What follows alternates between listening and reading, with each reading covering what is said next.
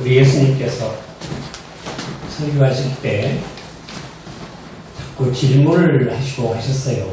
말씀만 전하는 게 아니고, 예를 들어서 너희가 무엇을 보려고 광야에 나갔더냐, 그런 질문을 가끔 하십니다. 저도 질문하면서 시작할까 합니다. 여러분들은 하나님의 몇째 아들입니까? 여기 아들, 딸 구별 없어요. 하나님의 몇째 아들이에요? 하나님의 몇째 아들입니까? 둘째예요? 셋째예요? 막내예요? 우리는 하나님의 몇째 아들일까요? 아무도 몰라요. 이렇다니까. 따라합니다. 나는 하나님의 장자다. 대단하시네요. 오늘은 이 장자권에 대해서 우리 말씀 참고하고자 합니다. 나는 하나님의 뭐라고요? 장자. 나는 교회 나온 지 얼마 안 됐으니까 막내입니까? 장자. 아니에요. 장자예요. 모두 믿으시기를 바랍니다. 그런 의미로 오늘 본문 말씀 다시 한번 봉독해 보십니다. 야곱이 떡과 팥죽을 에서에게 주매 에서가 먹으며 마시고 내려놔서 갔으니 에서가 장자의 명분을 저버리 여김이었더라. 장자의 명분을 아주 쉽게 생각을 했어요. 자, 여러분들 오늘 우리가 이 에서에 대해서 참고하고자 합니다. 에서는 아주 익숙한 사냥꾼이었다 그래요. 사냥꾼.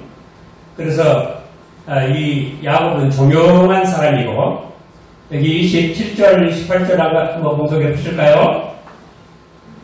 그 아이들이 장성함에 에서는 익숙한 사냥꾼인 거로 들을 사람이 되고, 야곱은 조용한 사람인 거로 장막에 거하니, 이삭은 에서의 사냥한 고기를 좋아하므로 그를 사랑하고 이브가는 야곱을 사랑하였더라 했습니다. 그런데 야곱이 이제 죽을 썼어요. 무슨 죽이에요? 팥죽이죠.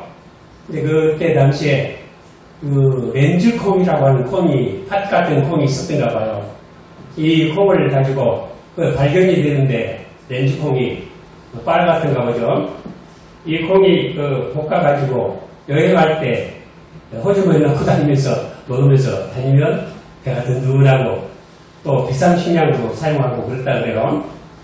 근데 이 에서가 장자예요? 야곱이 장자예요?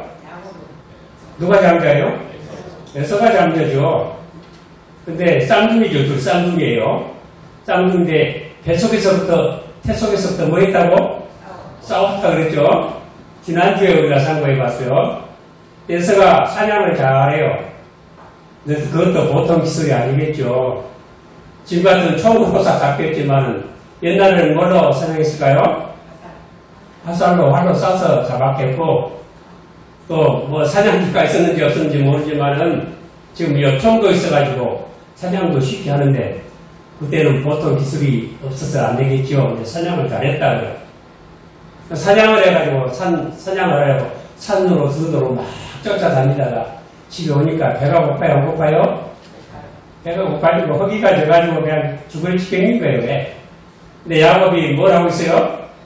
부엌에서 죽을 마시는 죽을 싹 이렇게 죽을 쓰고 있어요.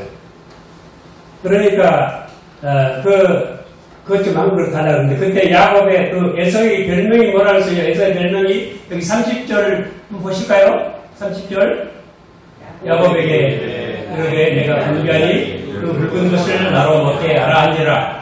그러므로 에서의 별명은 에돔이더라. 에돔이 북다는 뜻이에요.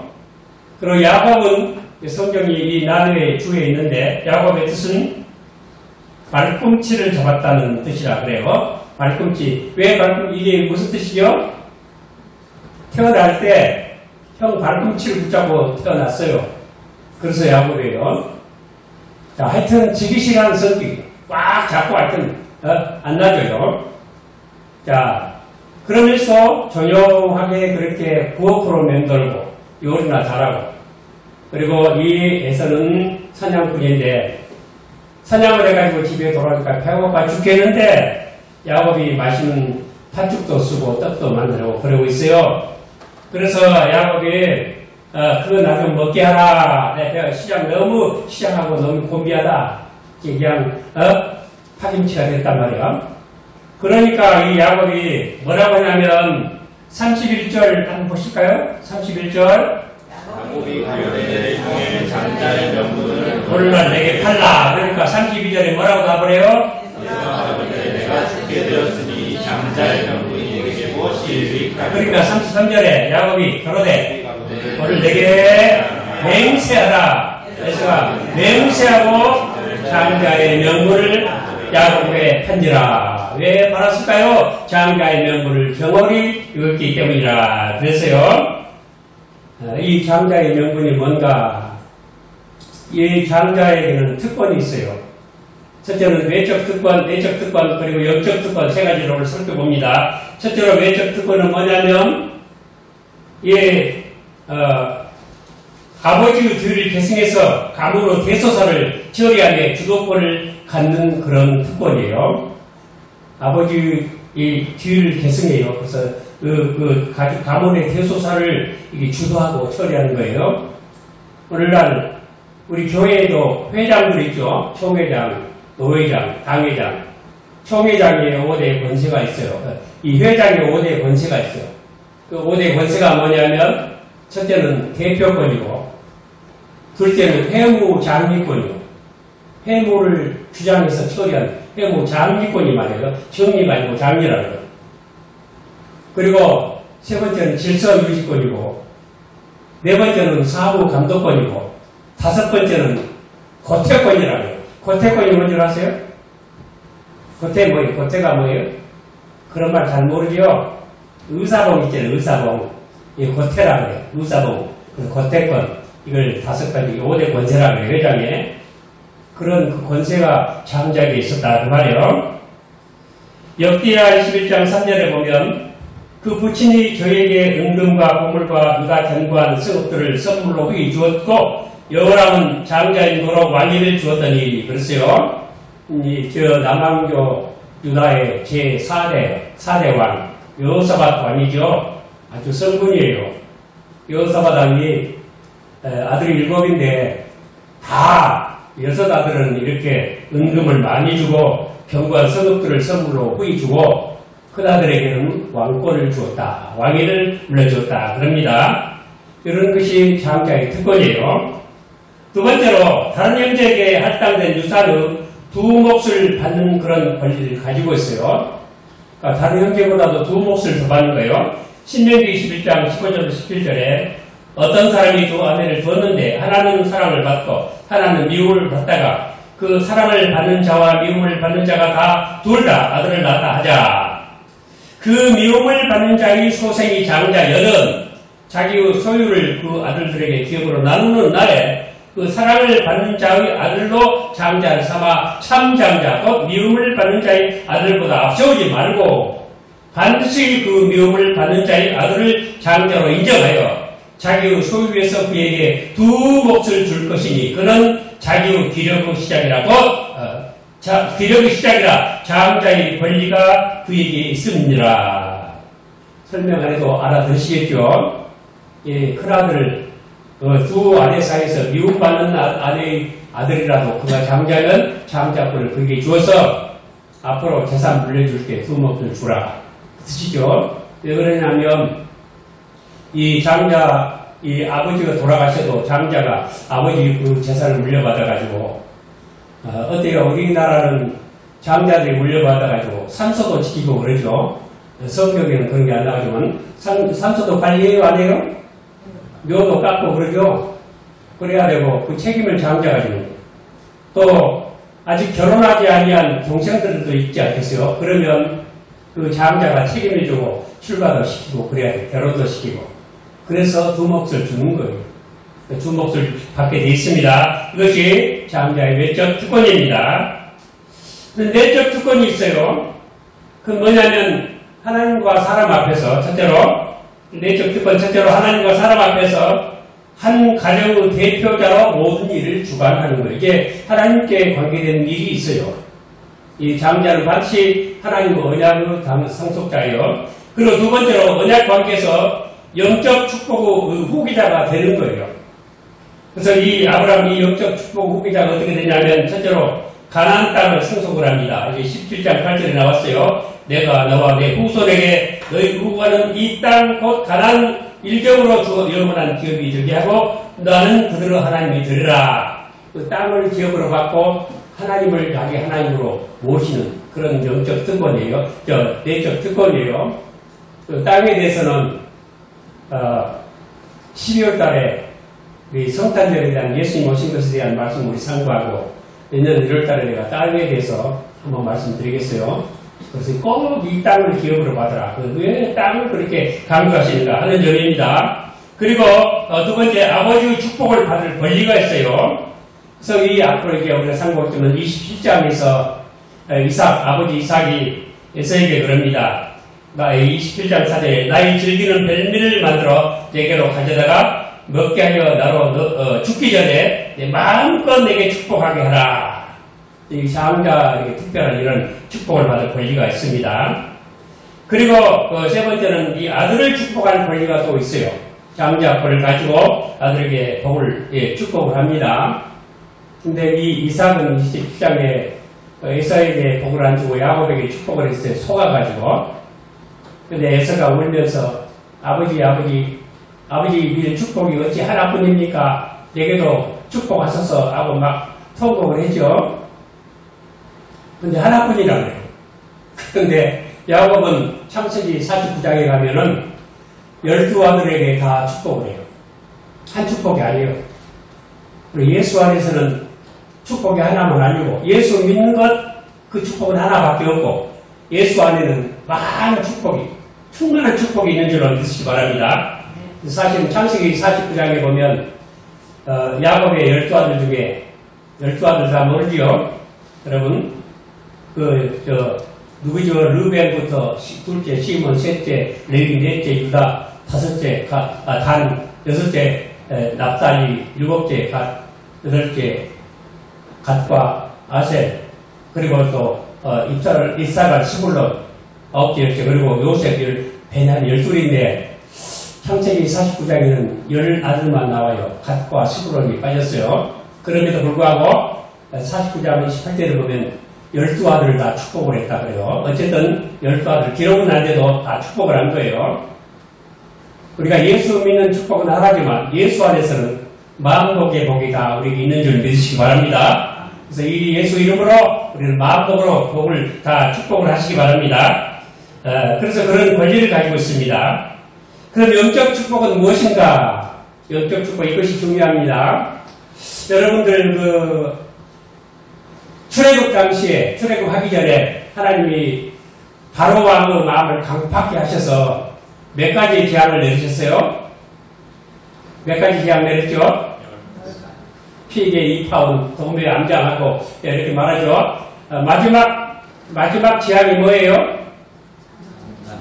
장자를 죽이는 그런 재앙이에요. 그래서 애굽의 왕의 장자 황태자로부터 비롯해가지고 가축들은 첫 새끼까지 다 죽여요. 그렇죠? 근데 이스라엘 백성들은 죽었어요? 안 죽었어요? 왜 안 죽었죠? 6월절 패스오버 넘어간다는 뜻이죠. 패스오버 6월절이에요. 6월절에 양을 잡아서 양의 피를 문지방에 입방에 발라요. 그래서 그 피를 보고 이 죽음의 천사가 그냥 넘어가 버려요. 그래서 안 죽었죠. 근데 죽어야 마땅한데 안 죽는 거예요. 뭐 때문에? 왜 안 죽어요? 애굽의 모든 장자 첫 새끼가 다 죽으면 이스라엘도 다 죽어야 마땅한데 안 죽어요. 왜? 다 안 죽이고 넘어가요. 죽음의 천사가 왜? 뭘 보고? 임방에 바른 그 양의 피를 보고 넘어가요. 안 죽어요. 그게 무슨 뜻일까요? 우리는 십자가에 흘리신 예수님의 피로 말미암아 구속을 받았다 그 말이에요. 여러분 믿습니까? 그런 의미예요. 그래서 출애굽기 14장에서 이제 드디어 출애굽을 하는데 출애굽 13장에서 2절부터 뭐라고 말씀하시냐면 장자는 다 내 것이다 그래요. 모든 저 새끼도 다 내 것이다. 장자가 누구 거예요? 하나님 거예요. 하나님 소유예요. 그래서 모든 장자가 태어나거나 첫 새끼가 태어나면 뭐 소고 양이고 염소고 할 것 없이 다 대속을 하라 그랬어요. 그래서 다 대속을 하는데 민수기 8장의 16절에 가서 보면은 너희들 장자 대신에 내가 한 지파를 따로 세우겠다. 그 지파가 레위 지파예요. 그래서 레위 지파가 제사장 지파가 되는 거예요. 근데 예수님은 레위 지파가 아니에요? 어느 지파에서 태어났죠? 예수님은? 유다 지파에서 태어났죠? 넷째 아들이요. 레위는 셋째 아들이고, 예수님은 넷째 아들 지파에서, 유다 지파에서 태어났어요. 근데 레위 지파는 제사장 지파고, 이 유다 지파, 넷째 왕 지파는 왕의 지파라고 야곱이 죽기 전에 그렇게 축복을 해요. 그 창세기 4장에서, 49장에서. 그래서 예수님은 그 레위 지파가 아닌데, 어떻게 제사장이냐, 말이에요.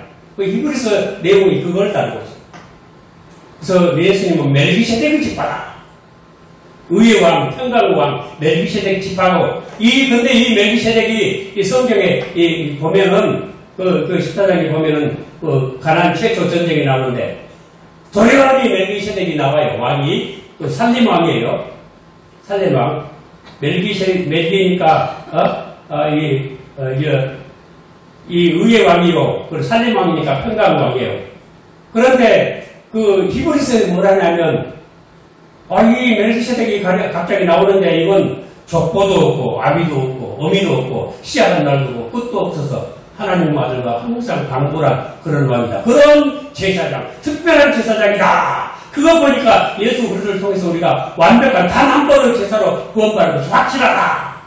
그런 식으로 이렇게 나오고 있습니다. 히브리서에. 여러분, 장자의 특권이 이렇게 하나님의 소유가 되는 거예요. 우리는 하나님의 소유 아니에요? 너는 내 것이다. 너 그 피 때문에 안 죽었다. 예수님 하나님 독생자이면서 하나님의 장자죠. 내 장자의 피로 너희 구속받은 자들이다. 그래서 우리는 하나님의 맺히었더래요.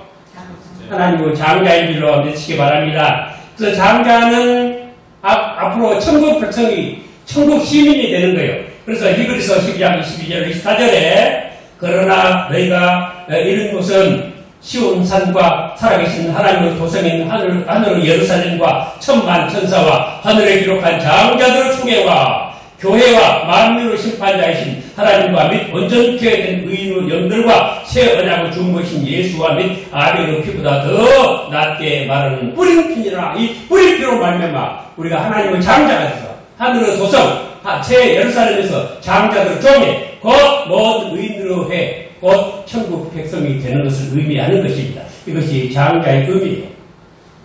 여러분 믿습니까? 네. 그럼 우리는 무엇으로 믿음에 우리 장자권을 얻습니까? 우리는 예수님을 보고 누구를 무엇으로 뭐 때문에 장자가 된 거예요? 우리 행위로? 아니요, 믿음으로 된 거예요. 여러분, 우리는 믿음으로 하나님의 장자가 다 된 줄로 믿습니다. 그 모든 그 과정은 그 도구는 예수 그리스도의 보혈로 그 십자가의 이 공로예요. 그렇기 때문에 오늘 우리가 에서는 장자권을 경건히 여기겠다 했는데 우리는 이것이 우리에게 주는 교훈, 우리는 이 장자권을 경건히 여겨야 할까요? 소중히 여겨야 할까요? 소중히 여겨야 합니다. 이 소중히 여긴다는 것을 의미하는가? 히브리서 2장 3절 4절에 우리가 이같이 큰 구원을 등한히 여기면 어찌 피하리요. 이 구원은 처음에 주로 말씀하신 바요. 들은 자들이 우리에게 확증한 바니 하나님도 표적들과 기사들과 여러 가지 능력과 및 자기 뜻을 따라 성령으로 나눠주신 것으로 저희와 함께 증거하셨느니라. 우리는 우리가 받은 구원을 소중히 여기시길 바랍니다. 왜냐하면 이 구원이 곧 바로 우리 장자권이기 때문입니다. 또 이 소중한 것을 지키는 방법은 바로 하나님의 말씀을 바로 믿고 바로 순종하는 것입니다. 히브리서 4장 1절에 그러므로 우리는 두려워할지니 그의 안식에 들어가는 약속이 남아있을지라도 너희 중에 혹 미치지 못할 자가 있을까 하니라. 저희와 같이 우리도 복음 전함을 받은 자이라 그러나 그 들은 바 말씀이 저에게 유익되지 못한 것은 듣는 자가 믿음을 파악지 아니하니라. 말씀을 들을 때 믿음으로 들어야 됩니다. 여러분 믿습니까? 우리가 예수를 믿는다고 하는 것은 뭐 증거를 이렇게 계산을 해보고 따지고 그 결과에 의해서 믿는 게 아니고 믿음은 그냥 믿는 거예요. 아멘으로 하나님 말씀 따르는 것, 아멘으로 받아들이는 거예요. 그것이 믿음이에요. 그런 믿음을 가지시기를 바랍니다. 근데 히브리서 3장에 보면은 이스라엘 백성들이 광야에서 40년 동안 지내는 동안에 계속 하나님을 시험하고 번하고 불평하고 믿음을 믿지 않았어요. 그래서 순종을 하지 않았어요. 그래서 순종하지 않았기 때문에 안식에 못 들어갔다. 그래 놓고는 이 히브리서 3장 18절에 또 하나님이 누구에게 맹세하사 그 안식에 들어오지 못하리라 하셨느냐. 그 순종치 아니하던 자기가 아니냐. 순종하지 않으므로 안식에 들어가지 못했다. 그리고 이 18절에 그리고 19절의 말씀에는 이렇게 이러고본데 저희가 믿지 아니함으로 능히 들어가지 못하는 것이라. 참 히브리서 3장 말씀 제가 어제가 그제인가 제가 읽어봤어요. 마침. 근데 읽어보면서 그 생각을 했어요. 18절에 순종하지 아니함으로 안식에 못 들어간다 그러시고 19절에 와서 믿지 아니해서 못 들어갔다. 그렇게 말씀하시고. 그러면 우리 믿음이라는 것 무엇을 의미하는가? 믿음이라는 것 순종을 의미하는 것이다. 말씀을 믿음으로 순종에 이르게 되는 거예요. 그래서 우리 오직 믿음으로 구원받지만 구원받는 믿음은 홀로 있지 않다. 뭐가 있을까요?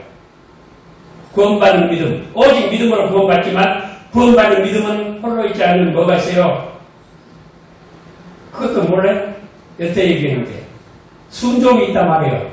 믿음에는 뭐가 있어요? 순종하지 않는 건 믿음이 아니에요. 그래서 예수님께서 그 말씀 하셨잖아요.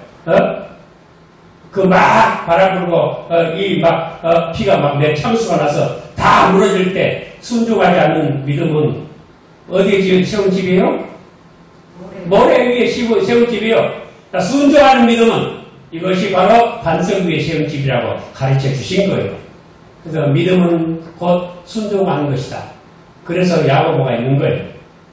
야고보. 믿음은 홀로 있지 않아요. 반드시 행함이 없는 믿음은 무슨 믿음?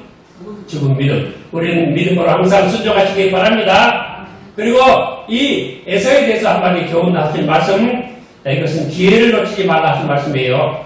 히브리서 12장 6절, 16절, 17절에 음행하는 자와 한 그 친구를 위하여 장자의 명분을 판대 썩같이 망령된 자가 있을까 두려워하라. 너희 아는 바와 같이 저가 그 후에 축복을 기업으로 받으려고 눈물을 흘리며 부하되 버림바가 되어 회개할 기회를 얻지 못하였느니라 했습니다. 나중에 아버지에게 나도 축복하소서 했지만 이미 장자권 풀어서 팔아버리기 때문에 안 된다는 뜻이요. 회개할 기회를 놓쳤다. 여러분 우리는 회개할 기회를 놓치지 말고 잘 회개하시기 바랍니다. 그리고 은혜 받을 때 이 기회에 확실한 은혜를 받으시길 바랍니다. 고린도서 6장 2절에 우리가 하나님과 함께 일하는 자로서 너희를 권하노니 하나님의 은혜를 헛되이 받지 말라. 가라사대 내가 은혜 베풀 때 너를 듣고 그 어느 날에 너를 도왔다 하셨으니 보라 지금은 은혜 받을 만하지요. 보라 지금은 구원의 날을 도하겠습니다. 옛날에 일제시대 그리고 공산체하에서도 믿음을 지켰습니다. 저희 선조들은 일제시대에 그때 예수 믿기 시작했어요. 우리 할아버지, 우리 아버지 다 일제시대 그리고 공산체를 겪었어요. 초대교회에서는 그 로마 황제 10대밖에 10황제가 내리 기독교를 핍박했습니다. 그래도 계속 믿음을 지키다가 하나님의 섭리로 로마 자체가 기독교에 점령당하고 말았죠. 이와 같이 우리는 이 좋은 시대에 지금 핍박을 받는 것도 아니고 환난을 겪는 것도 아니고 예수 믿는다고 누가 죽이는 것도 아닙니다. 그런데 스스로 장자권을 팔아버리는 이런 시대가 된 것 같습니다. 팥죽 한 그릇 때문에, 세상의 물질 때문에, 세상의 작은 그 유익 때문에 우리 믿음을 팔아버리는 어리석은 되지 마시고 우리는 결사적으로 믿음 지키시기 바랍니다. 결사적으로 이 말씀을 소중히 받아들이시기 바랍니다. 우리 장자권, 곧 하나님 나라 영원한 왕권입니다. 이거 잘 지켜서 세세토록 왕노릇하는 우리 모두 되시길 오늘 주님 이름으로 축원을 드립니다.